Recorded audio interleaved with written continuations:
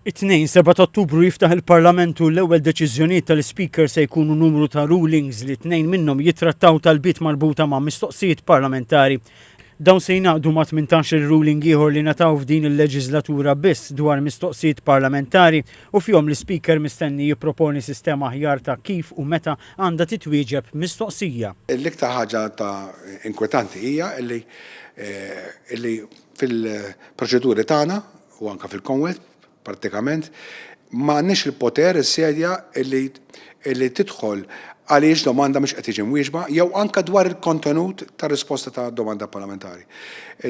San negozji jitkellmu ċar dwar kif għandha ssir domanda parlamentari, però ma jitkellmu xejn huma silenzjużi dwar meta u jekk u kif għandha tiġi mwieġba domanda parlamentari.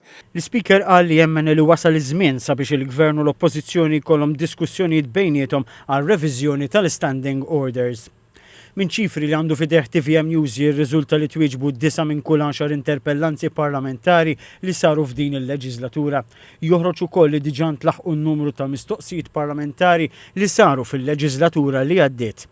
Fil-fatt saru 21,303 mistoqsijiet bil-maġġoranza l-kbira jew 19,453 twieġbu u 1,146 li għadhom pendenti.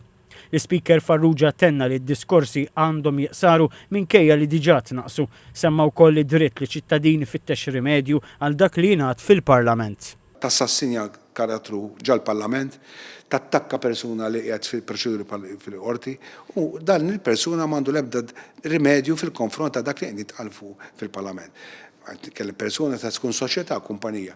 Allura jien ili 10 snin ngħid li għandna konna proċedura biex ikun hemm dritt taċ-ċittadin għar-rimedju meta jkun hemm abbuż mill-privileġġ parlamentari. Naħseb is high time li din tiġi indirizzata.